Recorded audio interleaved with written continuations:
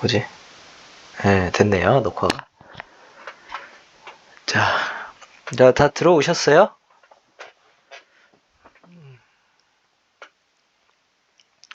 다 돌아오셨죠? 5시 1분 돼서 시작할게요. 네. 속도가 좀 빨랐던 것 같아요. 네, 좀 빨리 나갔죠?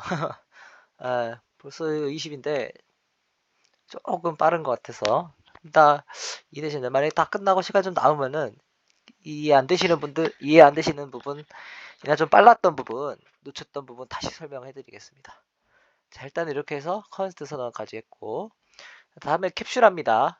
네, 캡슐화에 대해서 배워볼게요. 캡슐화도 이제 C++ 이제 객체지향 프로그래밍의 이제 중요한 개념인데, 하나의 목적 하에 둘 이상의 기능이 모여서 그 목적을 달성하도록 클래스를 디자인하는 게 바로 이 캡슐화라는 개념입니다. 자, 예를 들어보겠습니다. 여기 지금 새로운 클래스가 다시 등장을 했는데요. 자, 여기 콧물 처치용 캡슐이 있고 재채기 캡슐, 코막힘 캡슐이 있고 감기 환자가 있습니다. 네. 감기 환자는 지금 이 세 가지 약을 먹을 수 있는 메소드를 가지고 있어요. 여기 바로 이제 여기서부터 이제 객체 지향을 좀 한 객체 디자인 한 이제 클래스를 좀 보실 수 있는 거예요. 왜냐면 여기 감기 환자 이제 객체가 있죠. 요 감기 환자는 세 가지 약을 먹을 수 있고 할 수 있는 메소드가 세 개인 거죠.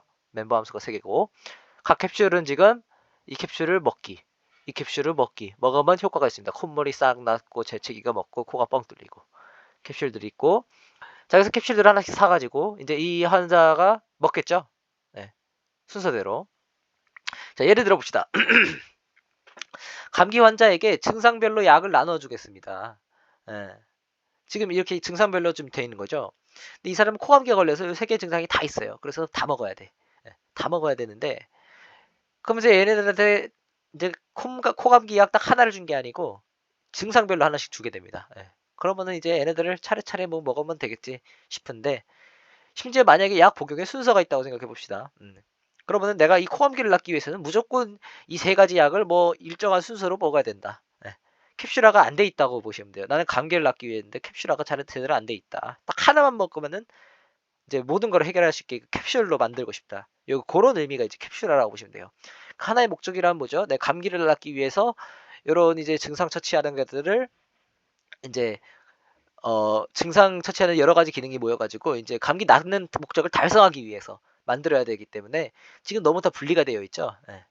캡슐화가 무너진 대표적인 사례라고 보시면 되겠습니다. 이게 예제가 이렇게 되어 있어요. 이거는 제가 지금 강의록을 항상 만들 때 열혈 C++를 기준으로 만들고 있기 때문에 거기서 나온 예제입니다. 그래서 더 나은 걸 생각을 해봤는데 잘 안 떠오르더라고요. 네, 제가 만들려다가 그대로 가져온 거예요. 자, 캡슐화가 무너진 대표적인 사례입니다. 어떻게 되냐? 이렇게 되면 클래스의 상호관계가 복잡해지고요. 전체적인 프로그램 복잡도를 상승시키게 됩니다. 상호관계라는 것은 이제 요 약들끼리의 관계가 뭐 어떤 걸 의미하는지 명시적으로 알려줄 방법이 없죠. 물론 이제 상속을 배우게 되면은 할 수 있겠지만은 뭐 그래도 한계가 있습니다. 그죠? 이런 객체를 다 생성해서 이 코드를 한번 캡슐화를 시켜보는 작업을 할 겁니다. 네, 바로 이 아래에서 자,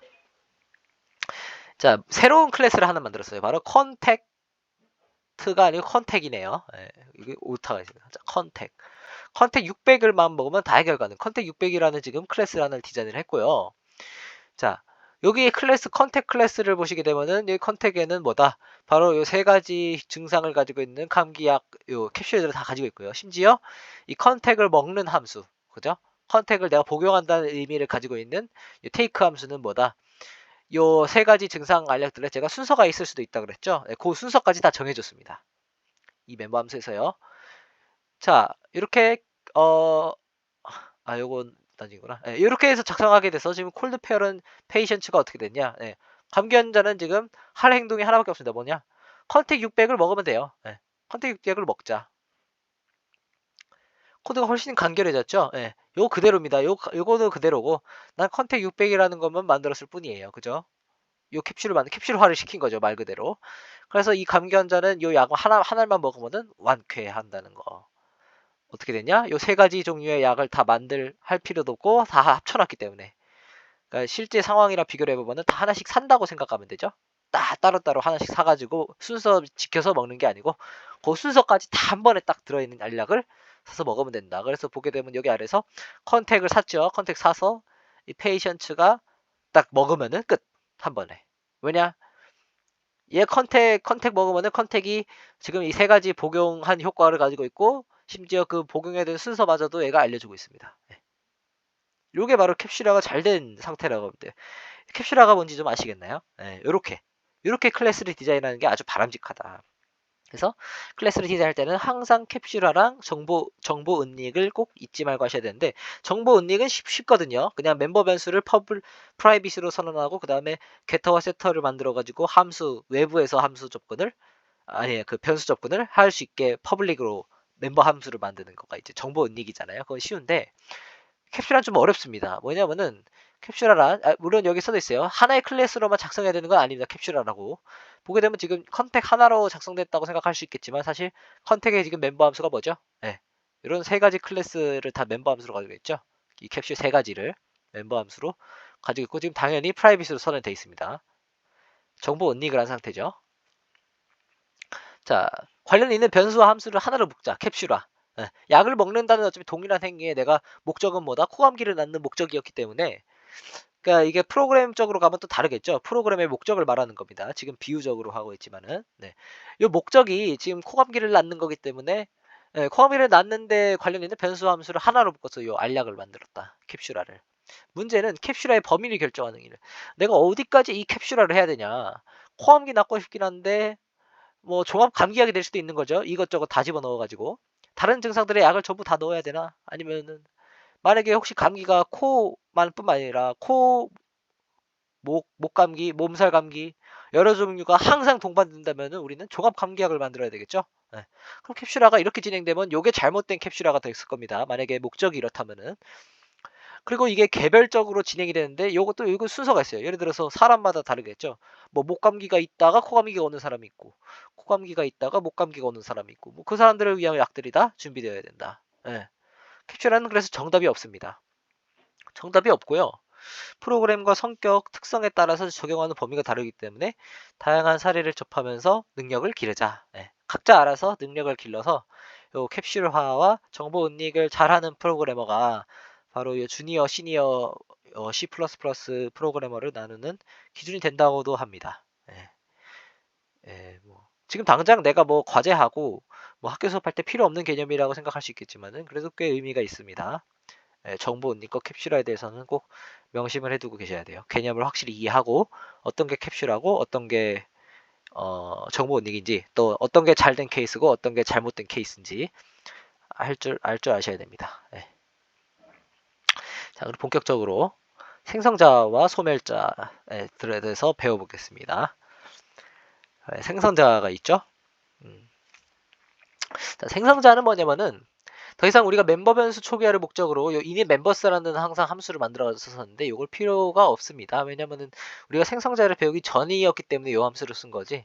생성자를 배우고 나서는 요 함수 더 이상 필요가 없어요. 뭐냐면은 우리가 객체를 생성할 때 원래 처음에 구두체 변수를 만들 때 우리가 그 구두체 변수에 있는 멤버 변수들을 초기화해 줬었잖아요. 근데 그 방법이 안 돼서 이제 클래스에서는 요 init members를 만들었는데 우리가 생성자라는 걸 배우고 나서부터는 이제 이거 필요 없이 생성자에서 객체가 처음 생성될 때 멤버 변수들을 초기화해주는 작업을 할 수 있습니다. 네. 어떻게 만드냐? 클래스의 이름과 함수의 이름이 동일하고 반환형이 선언되어 있지 않으면 실제로 반환하지 않는 요 함수가 바로 생성자입니다. 이런 유형의 함수를 생성자라고 합니다. 보게 되면 여기에요. 지금 내가 심플 클래스를 만들었어요. 심플 클래스가 있고 그 다음에 프라이빗의 int num 네. 정보 은닉이에요. 네. 프라이빗의 int num이 되어 있고 퍼블릭이 뭐다? 바로 요게 생성자입니다. 네. 심플 클래스. 요게 생성자예요. 왜냐면은 클래스의 이름과 함수의 이름이 동일하죠. 심플 클래스. 그 다음에 반환형이 선언되어 있지 않습니다. 이 함수를 바로 생성자라고요. 생성자의 형태는 심플 클래스 지금 int n이 들어가 있고 n이 들어왔을 때 뭐라? num을 n으로 초기화시켜라. 요 문장을 하고 있는 지금 생성자입니다. 그 아래는 get num인데 이건 get터네요. getter. 자, 이 생성자의 특징은 뭐냐? 객체 생성 시에 딱 한 번 호출이 됩니다. 딱 한 번. 생성 시에만 그 형태에 맞는 생성자가 딱 한 번 호출이 된다는 거예요.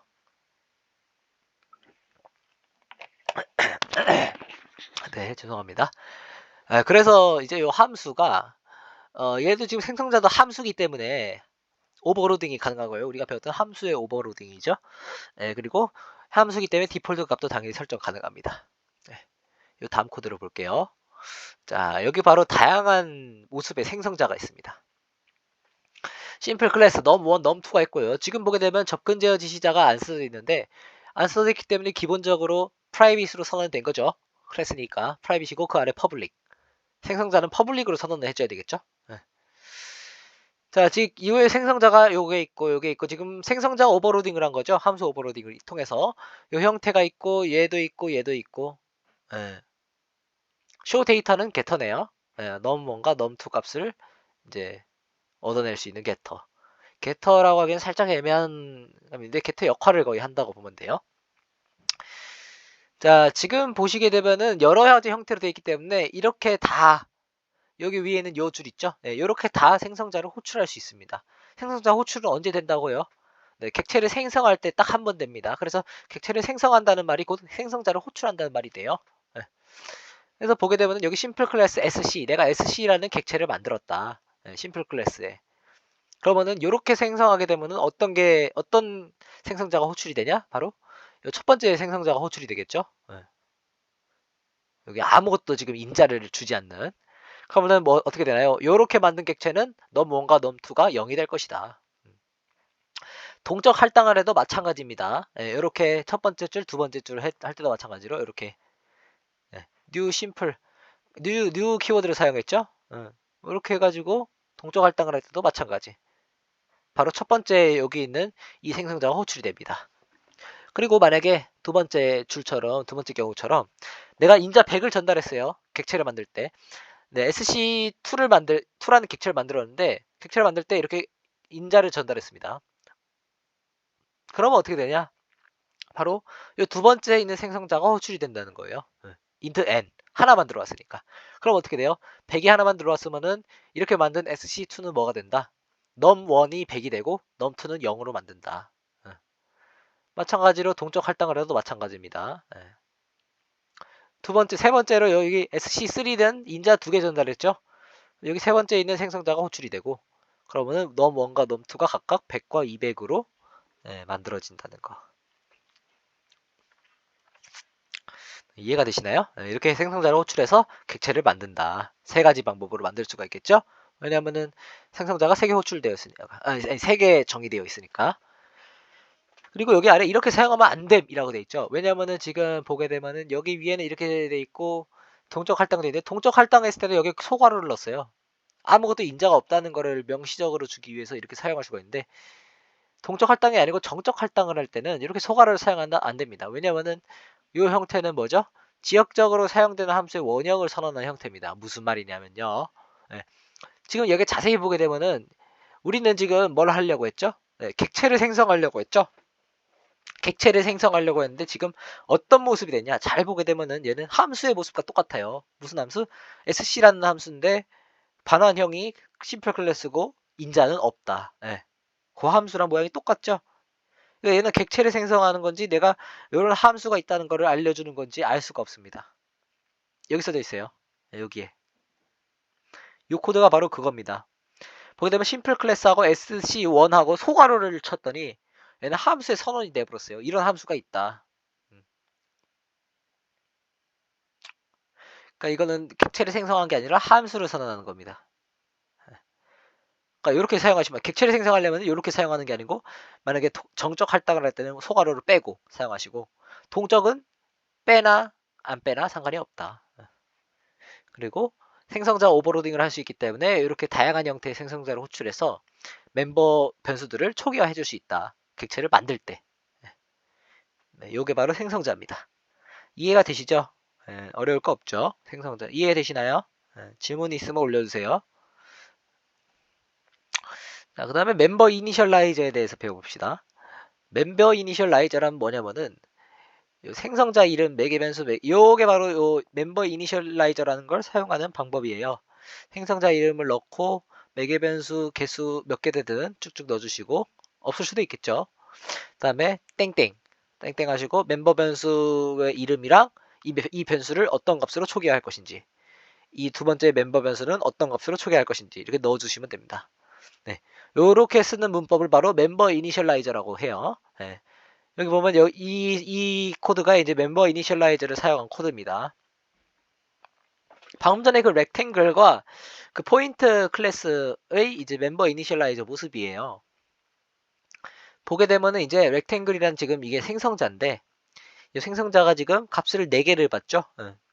4개를 받습니다. 그럼 이제 x1과 x2, x1과 y1, x2, y2 이제 좌표 4개를 받는 거죠.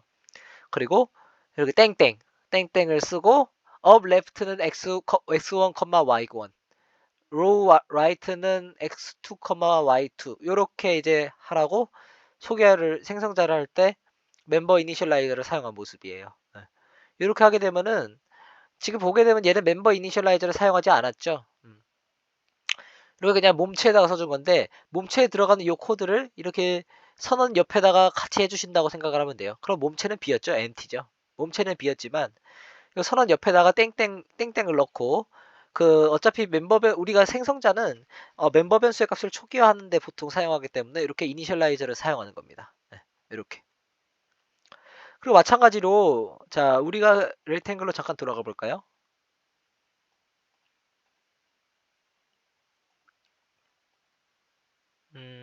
어디지? 네. 렉탱글 보게 되면 렉탱글은 지금 멤버 변수가 포인트형 업 레프트라 로우 라이트가 된 거죠. 네. 이래 되면 내가 렉탱글 생성자를 부른다면은 얘를 생성하면서 지금 포인트 객체 2개도 만들어져야 되는 상태예요. 그죠? 왜냐면은 객체의 지금 멤버 변수가 지금 객체이기 때문에 렉탱글 객체를 만들려면은 포인트 객체 2개가 필요한 거잖아요. 그죠? 그렇기 때문에 여기 써져 있는 말이 그 말이에요. 여기에 자 멤버 변수 업 레프트 객체와 로우 라이트 객체의 생성자도 호출이 돼서 객체 이 2개도 만들어지는 겁니다. 그래서 이 객체 2개가 먼저 만들어지고 그 다음에 렉탱글이 그 객체로 렉탱글이 만들어지는 거죠. 네. 여기 코드가 작게 만들었는데 너무 좀 작게 해놨나? 네. 좀 키워드릴게요. 네. 요게 바로 이제 포인트에 있는 생성자의 모습이에요. 포인트의 지금 생성자는 어떻게 됐냐? 포인트하고 자 생성자 이름 넣고 그 다음에 X 포즈, Y 포즈 넣어주면 어떻게 되냐? 여기 포인트에 있는 멤버 변수 X를 X좌표를 X 포즈로 하고 Y좌표를 Y 포즈로 한다. 몸체는 비어 있다. 이렇게. 얘 생성자가 호출이 된 겁니다. 어디서? 여기서. 얘 객체도 만든 거기 때문에 동시에. 이렇게 하면요. 초기화의 대상을 명확히 인식할 수 있습니다. 그 위에 있는 얘네들보다 훨씬 더 명확하게 인식할 수 있다는 거예요. 그리고 성능에 약간 성능에 이점이 있습니다. 죄송해요.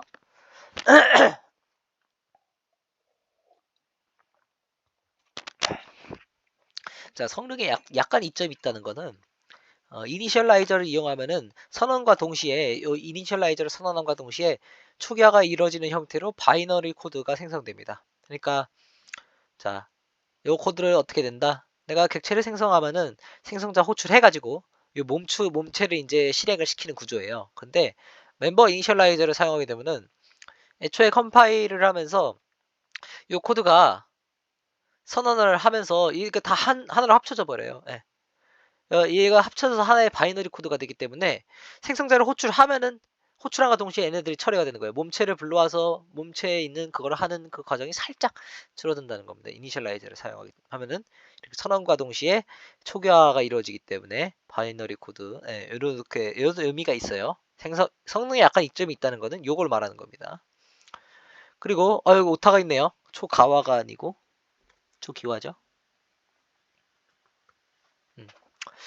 자, 요거를 이용해가지고 컨스트 멤버 변수도 초기화 가능하고요. 멤버 변수로 참조자도 선언 가능합니다. 요거에 대해서는 따로 예제를 안 만들었어요. 왜냐면은 별로 사용할 일도 없고 나중에 사용하게 되면 그때 보셔도 충분히 늦지 않습니다. 네.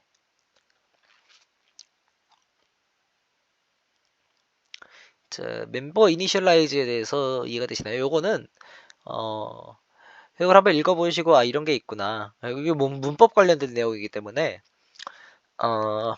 아마 한번 실제로 과제를 한번 해보시면은 이게 확 바로바로 이해는 되시더라도 이제 이거를 근데 이거 어떻게 써야 되는지 확 와닿지 않을 수가 있어요. 예, 과제를 한번 해보시면은 이제 아시게 될 겁니다. 요 코드를 이제 참고로 하셔서 과제를 하시면 돼요. 읽어보시면서. 자, 그 다음에 디폴트 생성자에 대해서 잠깐 이걸 좀 연하게 해야 돼. 너무 자, 객체 생성 과정인데요. 살짝 연하게. 객체 생성 과정 어떻게 되냐? 자, 메모리 공간을 만약에 객체를 내가 호출을 했다. 네. 이렇게 객체를 만들었다 만약에. 그러면 메모리 공간 할당이 되고 처음에 그 다음에 이니셜라이저를 통해서 멤버 함수의 초기화, 객체를 초기화시키고요. 그 다음에 생성자의 몸체 부분이 실행됩니다. 이렇게 스텝 1, 2, 3. 그래서 이제 요 이니셜라이저를 사용하게 되면 요 스텝 3가 필요가 없는 거죠. 그죠? 스텝 2까지만 하고 그래서 이제 성능이 2점이 있는 겁니다. 디폴트 생성자가 뭐냐? 요거에 대해서 배워볼게요. 객체가 객체가 만들기 위해서는 반드시 하나의 생성자를 호출해야 됩니다. 무조건. 생성자를 호출하지 않고서는 이제 객체를 만들 수가 없어요. 근데 자, 사용자가 정의하지 않았다면 내가 만약에 생성자를 하나도 안 만들었어요. 그러면은 컴파일러에 자동으로 디폴트 생성자가 삽입이 됩니다. 자, 디폴트 생성자는 형태가 이렇게 돼 있어요. 이게 바로 디폴트 생성자의 형태입니다. 아무것도 없죠. 예. 이름만 있고 인자 받는 것도 없고 몸체도 없고 이게 바로 디폴트 생성자입니다. 자, 그리고요. 힙 공간에 만약에 객체를 생성하시려면은 new를 사용해야지 꼭 생성자가 호출이 됩니다. 힙 공간에 그러니까 동적 할당을 할 때 말하는 거예요. 객체를 동적 할당할 때는 new를 사용해야지 생성자가 호출된다. 만약에 우리가 C에서 배운 메모리 얼로케이션 함수를 사용하게 되면은 얘는 지금 인자가 메모리의 크기만을 봤거든요. 사이즈 오브로 바이트를 넘겼던 거 기억나시죠? 네. 메모리의 크기만을 전달받기 때문에 네. 생성자를 호출하지 않습니다. 그러니까 얘는 그냥 이 객체의 크기 정보만 받아가지고 이 크기만큼 내가 방을 만들어 놔야겠다. 이렇기 때문에 이 객체를 만든다는 개념 자체가 아니고 만들어진 객체를 넣는다는 개념이 좀 더 가깝습니다. 예. 예, 메모리 크기만을 전달받아 메모리를 배정하고 형 변환을 통해 들어갈 자리를 다듬어준다. 제가 이렇게 표현을 했어요. 그렇기 때문에 생성자를 호출시키려면은 반드시 new를 사용해라. 자, 주의하실 점 여기 있습니다. 디폴트 매개 변수 관련해서. 자, 다른 생성자가 하나도 정의되어 있지 않고 만약에 요것만 정의되어 있다 합시다. 그죠? 그러면 어떻게 되냐? 내가 요거를 불렀을 때 에러가 발생합니다. 예. 자, 왜냐면은 예. 자, 왜냐면은 자, 디폴트 생성자는 뭐냐면은 사용자가 정의하지 않았다면은 컴파일러에 의해 디폴트 생성자가 자동 삽입된다 했잖아요. 다시 말해서 생성자가 하나도 정의되어 있지 않을 때 디폴트 생성자가 만들어집니다. 그렇기 때문에 내가 요런 형태의 생성자를 정의했다면 디폴트 생성자가 만들어지지 않겠죠. 그렇기 때문에 내가 생성자를 이렇게만 만들었으면은 지금 얘는 인자를 하나 필요로 하죠.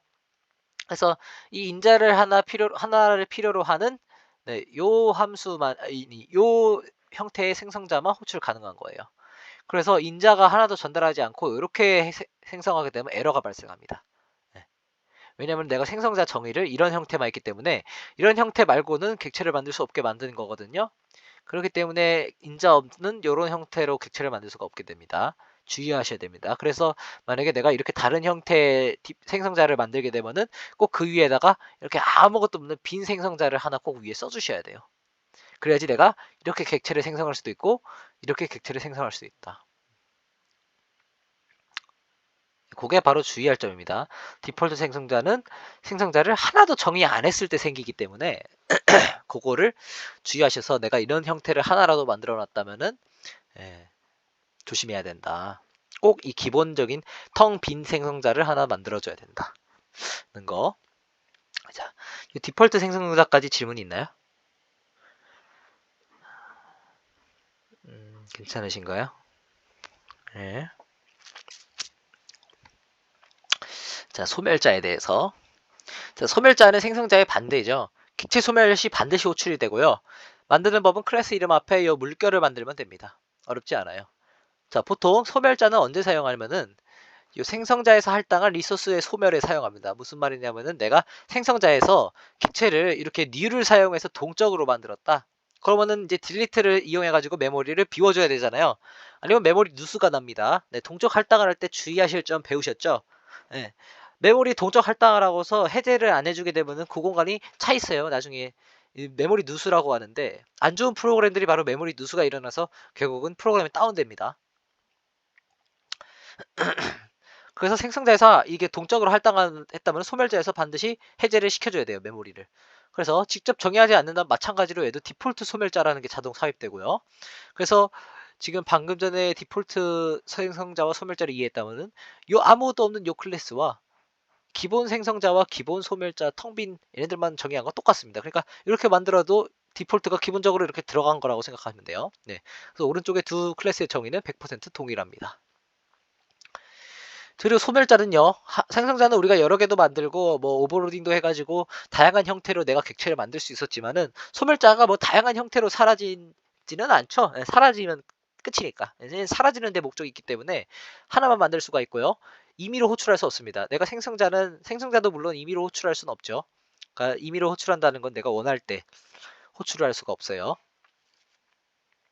객체 생성할 때 이제 내가 생성자를 이제 호출해서 만드는 건데 소멸자만 따로 호출해서 하는 게 아니고 소멸자는 객체 사라질 때 소멸자가 호출된다는 거예요. 보게 되면 내가 여기 안에 써져 있죠. 이게 바로 이제 소멸자의 기본적인 건데 이 심플 클래스가 지금 멤버 변수로 배열을 하나 갖고 있죠. 포인터를 하나 갖고 있고 그다음에 내가 이 심플 클래스 객체를 만들면은 인트 배열 길이가 10인 인트 배열을 하나 만드는 거예요. 이 객체 안에. 객체 안에 멤버 변수로 이제 길이가 10인 배열이 하나 있다. 그리고 이 객체가 사라진다면은 이 객체 안에 있던 배열도 사라져야 되겠죠, 같이. 그렇기 때문에 소멸자에다가 이 딜리트 이 키워드를 사용해 가지고 메모리 프리를 할당 해제를 해줍니다. 이게 바로 소멸자의 역할이에요. 보통 이렇게 네, 보통 생성자에서 할당한 리소스 소멸에 사용합니다. 동적 할당한 걸 이렇게 딜리트를 이용해서 메모리 해제를 하는 식으로 사용하는 게 소멸자고, 보통 안 쓰셔도 돼요. 예, 이렇게 동적 할당할 일이 있으면은 무조건 써줘야 되지만은 없으면 쓸 필요가 없습니다. 자, 그리고 우리 객체 배열에 대해서 알아보겠습니다. 몇 장 안 남았는데, 몇 장 안 남은 게 좀 설명할 게 많아요. 자, 객체 배열. 쉬워요. 그냥 객체가 들어간 배열이에요.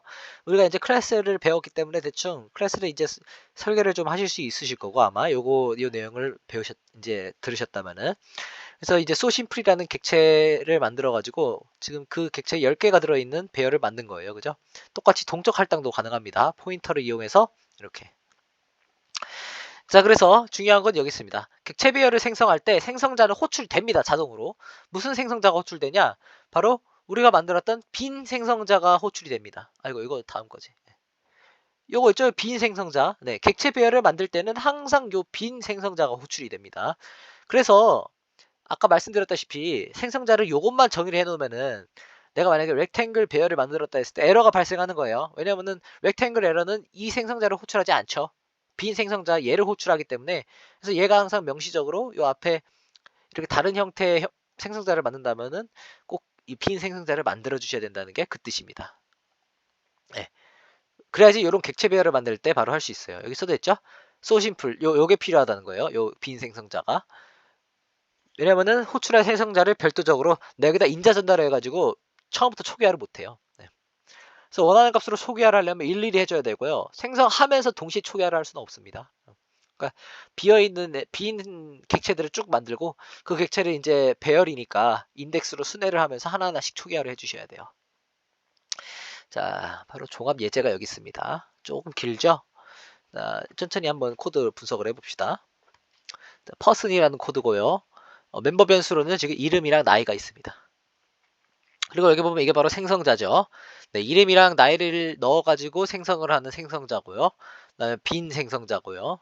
그 다음에 이게 바로 세터고 게터고 소멸자. 네, 종합적으로 다 있죠. 종합 예제 괜히 종합 예제가 아니에요. 다 있어요. 그러니까 요 코드를 이해하시면은 네, 클래스 디자인은 다 할 수 있겠구나. 이제 요걸 보고서 혹시 과제하다가 클래스 디자인 어떻게 해야 되지? 좀 막막하다 싶으면은 요걸 보고 하면 여기 바로 클래스 디자인의 정석이라고 보면 될 것 같아요. 뭐다? 기본 클래스 있고, 아니 기본 생성자 있고, 그다음에 내가 평소에 사용할 요 초기화를 위한 생성자가 있고요.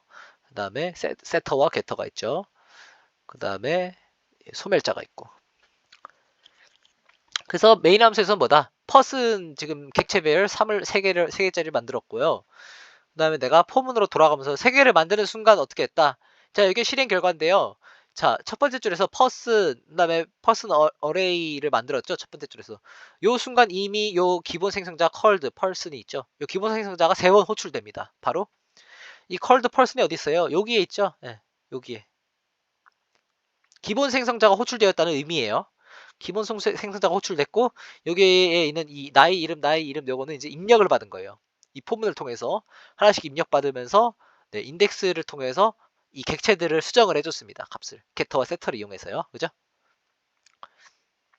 그 다음에 3개를 다 입력해서는 마지막에는 요 게터를 이용해서 출력을 했죠. 안수위, 이한우, 강인한 잘 입력된다 보고요. 그 다음에 리턴 0을 하게 되면 프로그램 종료가 되죠. 자, 종료가 되면서 만들었던 모든 객체가 소멸되게 됩니다. 자, 객체의 소멸은 언제 일어나게 되면은 객체가 생성되었던 함수의 종료나 그때 생각하시면 돼요. 객체가 생성된 함수의 종료가 일어날 때 이제 소멸됩니다. 자, 메인 함수에서 객체를 만들었기 때문에 메인 함수가 종료되면은 메인 함수에서 만든 이 객체 배열이 사라지겠죠? 네, 그러면서 자동으로 객체도 소멸되는데 객체 소멸되면서 뭘 했나요? 네, 소멸자를 불렀습니다. called destructor라고 돼 있죠? 바로 제가 소멸자를 부를 때 소멸자가 호출되는구나를 알기 위해서 요 cout에다 이걸 넣은 거예요. 물론 당연히 위에 우리가 이름을 포인터를 사용했기 때문에 지금 동적 할당도 해제를 했습니다. 딜리트를 이용해서요. 네, 요 코드를 이용해 보시면 되고 만약 이제 요거를 이제 그대로 넣고 아마 프로그램을 돌리면은 이렇게 나올 거예요. 자, 생성자 다 있습니다. 요 코드를 한번 분석을 해보시면 될 것 같아요. 자, 객체 포인터 배열. 자, 퍼스 클래스는 전 슬라이드가 동일합니다. 내가 요거랑 같은 지금 왜 지금 여기에 따로따로 해놨냐면요. 지금 여기 퍼슨만 지금 그대로 사용을 하는 거예요. 근데 우리는 지금 객체 배열이 아니고 이제는 객체 포인터 배열을 보겠다는 겁니다. 그것만 달라졌어요. 자, 포인터 배열은 아시죠? 포인터니까 주소를 담고 있는 이제 배열을 포인터 배열이라고 하는데, 자, 바로 누구의 주소냐? 객체의 주소를 담고 있는 객체 포인터 배열을 이제 보는 겁니다. 객체 포인터 배열. 퍼슨 클래스는 전 슬라이드와 동일하고요. 그 전 객체 배열과 차이는 저장 대상이 객체 자체냐 아니면 객체의 주소값을 저장하고 있냐 요 차이입니다. 자, 그래서요. 지금 객체 포인터 배열을 만들었죠. 똑같이 입력을 받습니다. 그리고 특이한 점은 여기서는 요거를 객체 배열에서는 배열을 선언하자마자 기본 생성자가 불렸죠. 기본 생성자가 불렸죠. called person 이래가지고. 그런데 지금 보면은 기본 생성자가 불리지 않았습니다. 왜냐면은 우리는 객체 포인터를 만들었기 때문에 지금 요거를 만들었을 때 객체가 생성됐나요? 안 됐나요? 안 됐죠. 객체 생성이 아직 안 됐습니다. 그냥 이 객체를 가리키는 포인터를 3개 만든 거예요. 네. 그쵸? 그렇기 때문에 기본 생성자가 불리지 않았어요. 그럼 어떻게 되냐? 내가 입력을 하나씩 받으면서 객체를 입력 받을 때마다 생성을 시킨 겁니다. 그죠? 네. 보게 되면 이 객체 배열이 뭐다? 이 퍼슨 어레이 i번째가 뭐다? 퍼슨 얘를 만들어서 가리키게 한다. 그러면 생성자가 뭐가 호출되냐? 이 기본 생성자가 아니고 요 위에 있는 요 생성자가 호출이 되는 거죠. 지금 요 형태로 호출했기 때문에 그 차이가 있는 겁니다. 그래서 여기 앞에 펄슨 기본 생성자가 호출됐다는 문장이 안 나온 거예요. 그리고 그 아래는 똑같이 이제 게터를 쓴 거고요. 딜리트는 이제 하나씩 객체 포인터를 하나씩 딜리트 했습니다. 그러면서 마찬가지로 딕스트럭처는 불렀죠. 왜냐면은 내 객체 포인터를 지웠기 때문에 그걸 가리키는 객체도 지워졌겠죠. 그러면서 그 객체가 소멸했기 때문에 소멸하면서 이제 소멸자가 불렸다. 요 화살표 연산자에 대해서는 배우셨죠? 이게 이 스타와 낫을 합친 접근할 때 쓰는 화살표.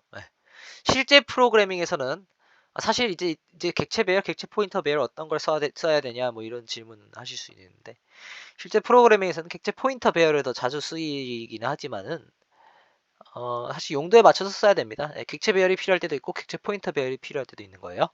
두 개가 다른 점이 있고 어떤 게 다른지를 아셔야 됩니다. 생성자가 호출이 다르게 되죠. 네, 객체를 생성하는 방법 자체가 다른 겁니다. 객체 배열은 배열 자체를 만들면 객체가 쭈르륵 만들어지고 그 만들어진 객체들에 각각 접근을 해가지고 값을 변경을 하는 거고요. 초기화시키는 방법이. 객체 포인터 배열은 포인터를 만들어가지고 이제 초기화를 시킬 때마다 객체를 하나하나씩 만들면서 그 배열에다가 가리키게.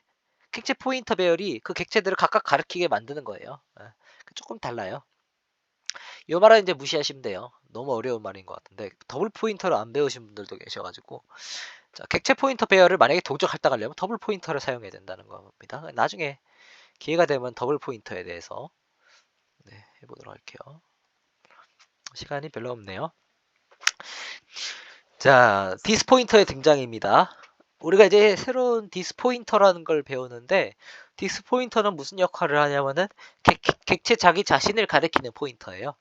그래서 디스 자체는 객체 자신의 주소값을 반환하고 그렇기에 주소값과 자료형이 있지 않은 특수한 포인터입니다. 자, 뭔 말이냐? 지금 보게 되면 여기 코드가 있죠. 이 코드는 여기 메인 요거 따로인데 요거 따로고 지금 보게 되면은 이 수호 심플 코드는 지금 num 변수 하나만 갖고 있고 생성자로 지금 이니셜라이저로 초기화한 거예요. 이 모습이. 그죠? 이니셜라이저로 초기화를 했고 자, num을 출력을 하고 num 이 주소 this를 출력하겠습니다. 보게 되면 this라는 키워드가 보이죠? 얘가 포인터예요. 포인터 자체고 ptr이라고 우리가 쓰는 그 포인터 변수 그거 자체입니다. this는 this 포인터라고 불러요. 그리고 똑같이 이 co 심플 얘는 get터고 그다음에 얘도 게터네요. 얘도 게터인데 얘는 이제 포인터 this를 반환하겠습니다. 자, 출력 결과는 이렇게 됩니다. 뭘 출력했냐면은 메인 함수에서 내가 심플 sim1이라는 객체를 만들고 100을 이니셜라이즈 해가지고 만들었죠. 그 다음에 포인터를 이용해서 네, this 포인터가 ptr1이 이 sim1의 this 포인터를 가리키겠습니다. 이게 좀 어려울 수도 있는데 자, this 포인터는 객체 자기 자신을 가리킨다 했잖아요. 다시 말해서 주소값은 this를 사용하게 되면은 객체 자기 자신의 주소값을 반환하게 됩니다. 그러니까 내 위치를 알리는 거예요. 네 객체가 지금 sim1에서 지금 this를 반환했잖아요. get this pointer라는 함수는 this를 반환하는 함수인데 this 포인터를 지금 그 this 포인터를 ptr1에다가 저장을 했기 때문에 ptr1은 어떻게 되나요? 바로 이 sim1에 있는 주소값을 가리키게 되는 거예요. 이해가 되셨나요? sim1에 여기 객체가 있는 거에다가 요 ptr1 이 포인터는 sim1을 가리키게 된다. 여기 안에 이제 게터로 이제 다 출력을 한 거고 그래서 이거가 조금 어려우실 수 있겠는데 여기 어드레스가 쭉 나오죠 주소가. 네. 이거의 의미는 뭐냐면은 다른 객체가 두 개 만들어져 가지고 지금 보게 되면 두 객체는 주소가 다르죠 미묘하게. 네, 여기 숫자가 좀 다른데 네. 주소가 다릅니다. 객체마다. 왜냐면 디스 포인터가 가리키는 자기 자신의 주소를 반환하기 때문에 지금 첫 번째 ptr1이 가리키고 있는 얘는 sim1의 주소고요. ptr2가 가리키는 얘는 sim2의 주소가 되겠죠. 디스 포인터이기 때문에. 네. 그래서 왼편에서 이렇게 디자인을 하시게 되면은 디스 포인터는 so 심플형의 포인터고요. 주소값은 이렇게 아래. 이게 바로 디스가 반환한다. 그럼 디스 포인터는 얘 객체 자체를 가리키고 있는 포인터인데 얘가 지금 주소값을 반환한다 그랬죠. 자기 자신의 주소를. 이거 언제 사용하는지 바로 여기서 보겠습니다. 디스 포인터는 이때 많이 사용하는데 보통 저는 이때 아니고 사실 사용해 본 적이 아직까지 없는 것 같아요. 바로 이름이 동일할 때 멤버 변수의 접근을 편리하게 도와줍니다. 자, 무슨 말이냐면요. 여기 요걸 잠깐 보실래요? 네, 심플 클래스. 자, 심플 클래스를 보게 되면은 지금 num이 프라이빗으로 지금 정의가 되어 있죠. 그리고 뭐 쭉쭉 있고 생략이 되어 있고 퍼블릭에 보면 this function이라는 게 있는데 얘가 지금 int num이라는 매개 변수를 받아요. 그러면 이 함수 안에서는 이 num이라 함은 바로 요 함수 안에서 요 받은 인자 그러니까 매개 변수를 의미하는데 내가 만약에 지금 이 매개 변수랑 이 클래스에 있는 멤버 변수랑 이름이 같죠? 그럼 내가 이 멤버 변수에 접근 어떻게 하냐? 여기서 num을 쓰게 되면 바로 매개 변수를 의미하게 되는데 그럴 때 바로 this 포인터를 이용해서 자, 이 this는 뭐다? 이 함수를 부른 그 객체 자신입니다. 그러니까 얘 함수는 지금 객체 안에 디자인이 되어 있기 때문에 객체 멤버 함수잖아요. 그러니까 요 멤버 함수를 호출한 객체 자기 자신의 넘을 바꾸라는 뜻이에요. 네.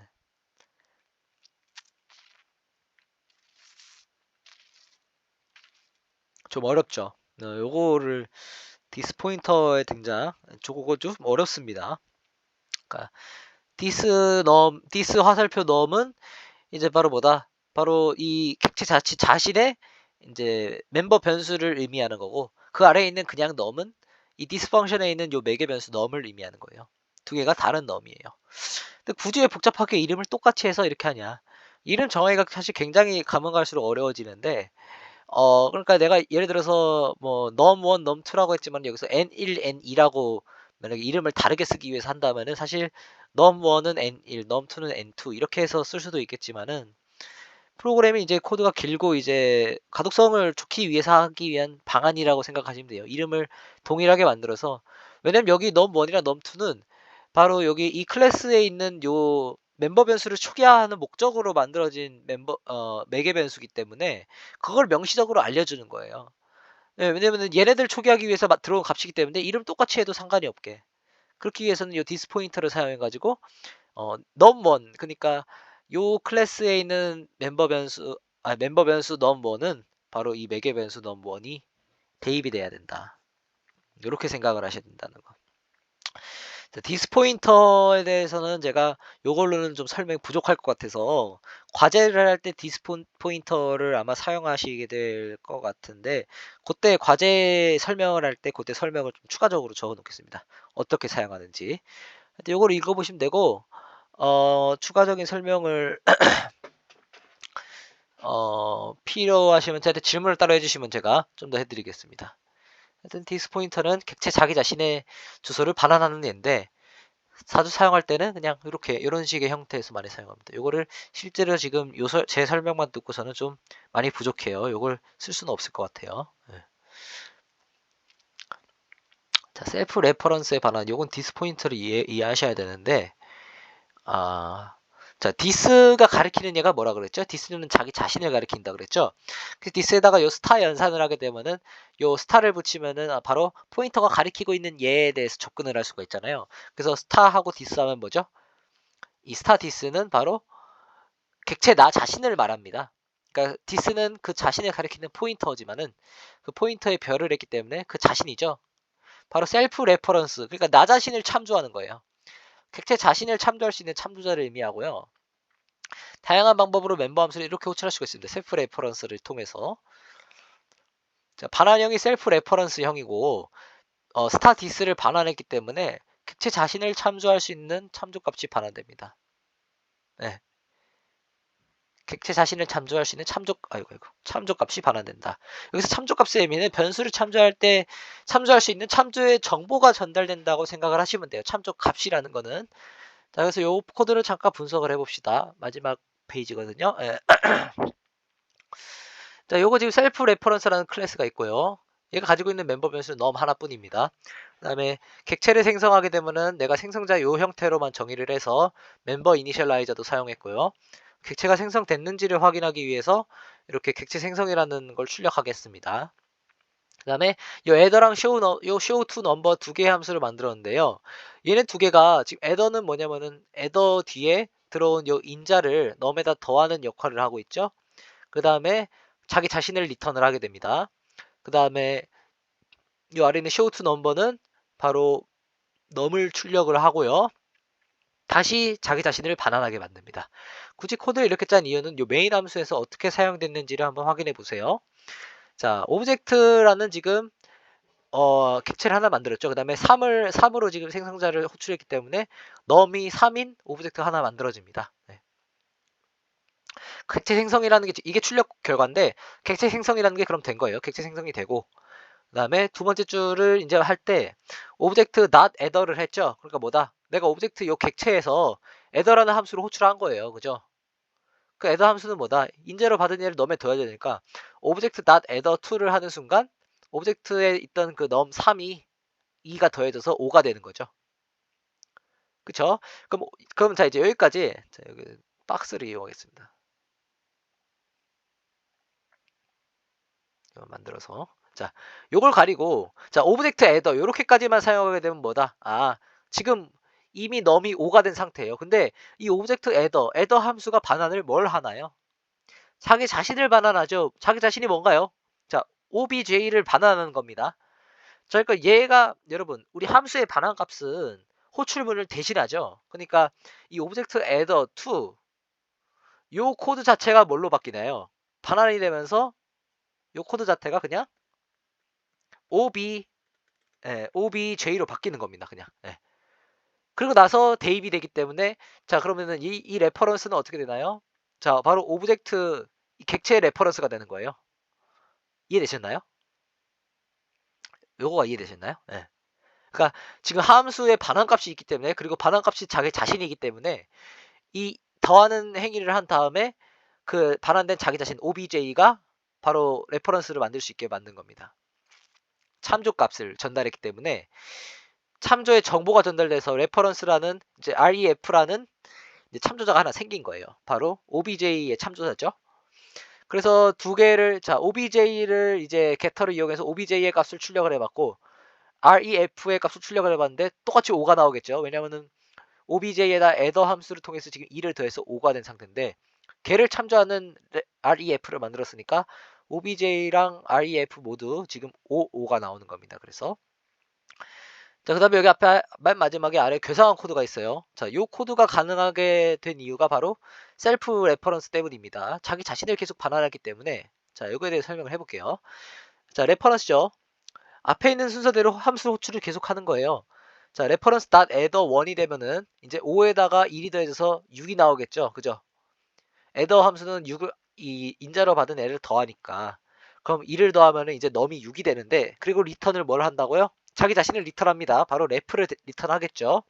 그럼 어떻게 되는 거예요? add 함수가 실행되고 나서 이 코드는 뭐 어떻게 된다? 여기가 반환되는 값인 ref로 바뀌는 거예요. 그죠? 제 목소리 들리시나요? 갑자기 인터넷 연결이 불안정하다고 뜨네. 자, 그래서 요게 이제 ref가 되는 겁니다. 이렇게. 네.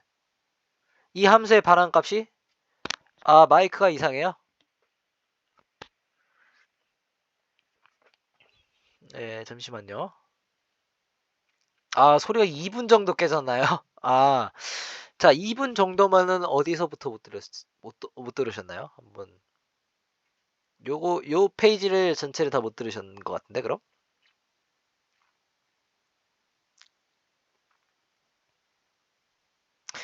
지금 노트북으로 항상 수업을 하는데, 와이파이 환경이어가지고 좀 가끔씩 불안한 것 같더라고요. 이거 방송도 켜고 있고, 막, 녹화도 하고 있고 하니까. 오브젝트 애더 2가 obj가 된다. 여기 윗부분이군요. 여기 이 부분. 네. 양민섭 씨 이해도 하셨네. 감사합니다. 이해하셨군요. 예. 맞습니다. 여기가 바로 obj가 되는 거겠죠. 왜냐면은 얘가 객체 자체를 반환하기 때문에 이 호출문 대신하게 됩니다. 그래서 obj가 되기 때문에 obj를 대체하는 레퍼런스가 만들어진 거예요. 그래서 그 레퍼런스를 통해서 obj의 상태를 호출해보고 레퍼런스의 상태를 호출해봐도 똑같이 5가 나온다는 거. 네. 그래서 여기가 5가 됩니다. 그리고 나서 여기 이제 괴상한 함수가 있는 거예요. 뭐냐면은 이제 레퍼런스로 애더 1을 호출한 다음에 애더 1을 호출하면은 이제 5에다가 1이 더해서 6이 되겠죠. 그리고 자, 이 ref.adder1은 뭘 반환한다고요? 셀프 레퍼런스이기 때문에 자기 자신을 반환하죠. 그러면 ref.adder1이 뭘로 바뀌겠어요? 바로 ref 그 자체로 바뀌는 겁니다. 그러면은 요 코드는 뭐가 된다? 이렇게. 요게 ref로 다시 치환이 되면서 반환을 했으니까 그 다음 함수 뭐가 실행하냐? ref.show.toNumber를 실행하게 됩니다. 연속적으로 쭉쭉. 그럼 ref.show.toNumber를 실행하기 때문에 6이 나온 거예요. 그죠? 네. 그럼 ref.show.toNumber를 하게 되면은 어떻게 되나요?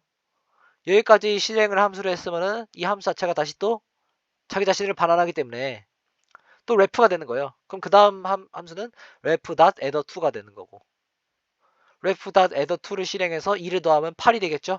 넘이 8이 되고 이 함수의 반환값이 자기 자신이기 때문에 또 여기가 또 ref가 돼서 ref.showToNumber가 또 실행이 되는 겁니다. 그래서 결론적으로는 8이 출력이 되는 거예요. 이해되셨나요? 그래서 지금 이렇게 멤버 함수를 호출을 하는데 닷을 이용해서 연속적으로 지금 ref dot adder one dot show 이렇게 닷으로 쭉 연결을 시켰죠, 멤버 함수들을. 이게 문법적으로 오류가 없는 이유는 이 멤버 함수들이 각각 자기 자신을 반환하기 때문에 ref dot adder one이 지금 이 함수가 끝난 다음에는 다시 또 ref가 돼서 ref dot show number가 되고요. 다시 또 ref가 돼서 ref dot adder two 이렇게 연속적으로 연쇄 반응을 일으킨다 생각하시면 돼요. 연쇄 반응이 아시죠? 이게 결과로 또 나와가지고 그게 또 붙어서 쭉쭉쭉쭉 이렇게 나온다는 거. 네. 셀프 레퍼런스는 요럴 때 필요합니다. 그리고 아마 요 예제를 이해하셨다면 이제 디스 포인터에 대해서도 좀 더 한결 이해가 되셨을 거라고 생각해요. 디스 포인터 객체 자기 자신을 가리킨다는 거. 그리고 언제 사용한다? 이렇게 자기 자신의 멤버 변수를 초기화할 때 자기 자신의 멤버 변수인지 아니면은 내가 이 멤버 함수에서 쓰는 4개 변수의 이름인지를 이제 구별을 하기 위해서 디스 포인터를 많이 사용합니다. 네. 그리고 이제 디스 포인터 언제 사용하나 또 생각이 들 수 있는데 근데 프로그래밍을 하다 보면은 그렇게 좀 이 수업에서 객체지향 프로그래밍 수업에서 그렇게 높은 어렵게 나오진 않을 텐데 만약에 문제에 대해서 내가 풀려고 클래스를 디자인하다 보면은 뭔가 객체 자기 자신을 리턴해야 되는 상황이 올 때가 있어요. 그러니까 나는 내 자신에 대한 값을 멤버 함수에서 접근을 해야 될 것 같은 상황이 왔는데 그때 사용하는 포인터입니다. 그거에 대한 감은 아마 그런 생각이 드실 거예요. 필요성이 디스포인터의 필요성을 꼭 느끼게 되는 날이 오십니다. 꼭 이럴 때뿐만 아니더라도 그럴 때 디스포인터를 사용해 주면 돼요. 그래서 딱히 예제도 없고요. 그래서 했고 이렇게 하면은 이제 다 끝났네요. 디스포인터까지 하면서 시간이 지금 엄청 빠르게 2시간을 제가 쉴 틈 없이 목이 지금 다 맛이 가버렸는데 쉴 틈 없이 했는데도 지금 시간이 거의 다 썼습니다. 이게 오히려 저번 주보다 요 슬라이드 내용은 더 작은데 생각보다 코드를 설명할 게 많고 그리고 클래스에 관한 걸 예를 들어서 이제 예제로 설명하다 보니까 요 클래스에 대한 설명도 꼭 한번 해줘야 되잖아요, 제가. 그래서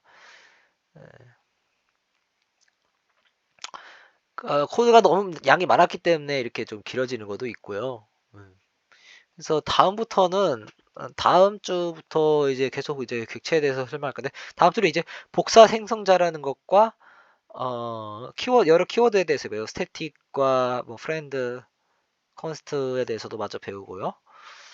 그런데 다음 주부터는 제가 요 강의록을 좀 일찍 올려드릴게요. 그러니까 오기 전에 꼭 강의록 한번 읽어오시면 좋을 것 같아요. 무슨 말인지 알죠? 그러니까 코드를 한 번씩 읽어보고 강의록을 한번 읽고 수업을 하는 게 좋을 것 같아요.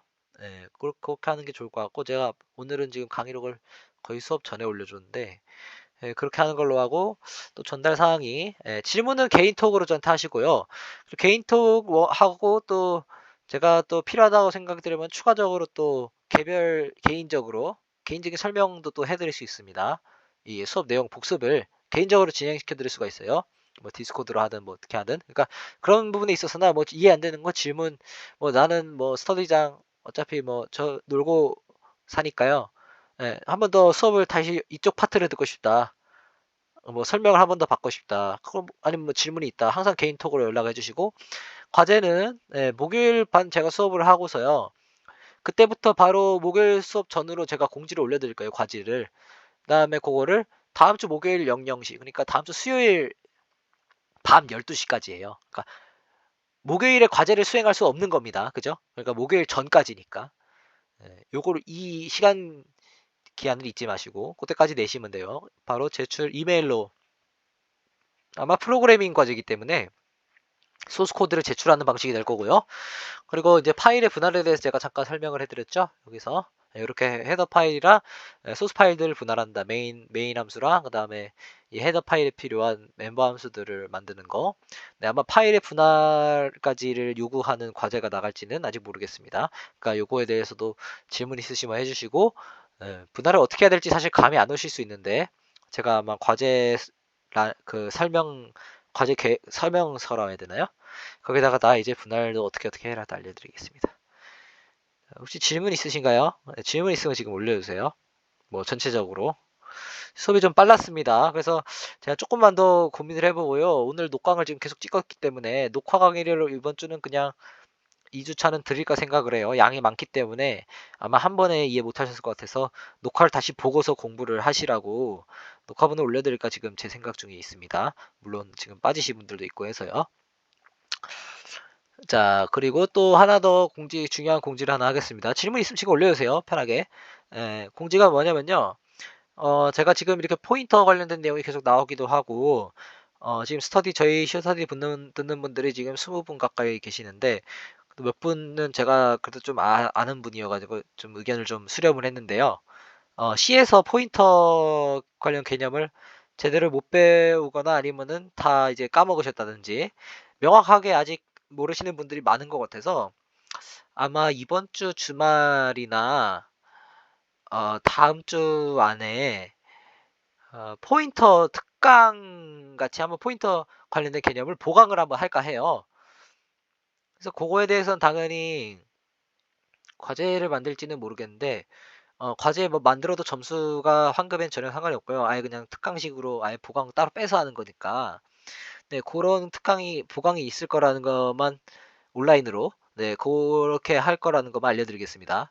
네, 포인터 관련해서 아직 모른다. 뭐 포인터. 그때 이제 포인터만 주구장창하기 때문에 포인터 뭐 더블 포인터, 뭐 포인터 배열과 배열 포인터와 뭐 좀 한 번 더 기본을 되짚고, 그렇게 가는 시간을 한번 갈 것 같아요. 포인터에 대해서 정확히 뭔지 사용을 할 수 있게. 예, 그런 특강을 제가 한번 준비를 해보겠습니다. 준비가 좀 길어지면은 물론 좀 더 밀어줄 수 있는데 하여튼 그런 게 있을 거라는 것만 아시고 관련 공지가 이제 디스코드든 카톡방에든 올라가게 되면 꼭 확인해 주시고요. 카톡방 제가 일부러 디스코드 확인은 어려우신 분들이 있을까봐 보통 이제 공지를 다 카톡방에 해드려요. 그러니까 카톡은 좀 얼른 확인해 주시면 좋을 것 같아요. 아직 강의실이 열려 있어요. 늦지 않게 들어오세요라는 메시지를 네 분이 확인 안 하셨는데 여기 계시는 분인지 모르겠네. 에, 그렇기 때문에 하시면 되고. 자, 또 질문 있으신가요? 질문 있으면 지금 남겨주세요. 수업 관련해서 내용 질문도 괜찮고요. 그리고 또 뭐 포인터 특강 또 이것저것. 오늘 수업이 조금 빨랐죠. 진행이 좀 빨라서. 그래서 근데 이게 분량 조절이 실패한 건 아니고요. 분량 많이 다 쳐냈어요. 근데 쳐냈는데 그래도 코드 설명하는 시간이 좀 길었던 것 같아요. 그죠? 예. 전체적인 개념은 오늘 목차를 한번 잠깐 다시 보게 되면은 뭐 구조체에서 했고 클래스 객체 뭐 정보 은닉과 캡슐화 방법, 생성자와 소멸자, 그다음에 클래스 양이 좀 많죠. 예. 그러니까 복습도 또 당연히 철저히 하시고 과제를 하면서 그리고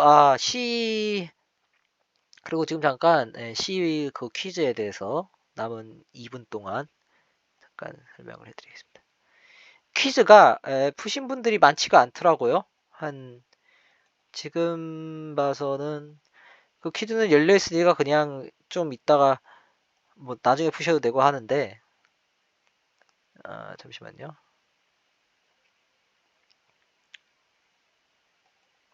퀴즈가 지금 총 8분이 풀어주셨어요. 근데 최고점은 78점이고요. 최하점은 37점이네요. 요렇게 지금 여기 보이시나요? 한번 나와요? 지금 나오죠? 요렇게 분포가 되는데 아마 점수가 다 틀리신 문제들이 있어요. 왜냐면 이게 제가 문제를 이렇게 답이 2개 이상일 수도 있고 답의 개수를 알려주지 않고 이렇게 해놨는데 아마 2개 이상을 찍는 문제에서 좀 많이 틀리신 것 같아요. 네. 안 풀어보신 분들은 꼭 풀어보시면 좋을 것 같아요. 제가 고심해서 내기도 했는데 요거 혹시 퀴즈 보신 분들 중에서 자기 점수는 아실 테니까 뭐 분포는 대충 이렇게 그냥 돼 있고요. 별 의미 없고 질문 있으시면 질문 꼭 저한테 해주세요. 카톡으로든. 음. 자 이렇게 하고 오늘은 여기까지 하고요. 카톡 질문 항상 사용해 주시고 다음 시간엔 복사 생성자랑 이것저것 또 계속 OOP를 쭉 해보겠습니다. 네, 듣느라 수고 많으셨습니다.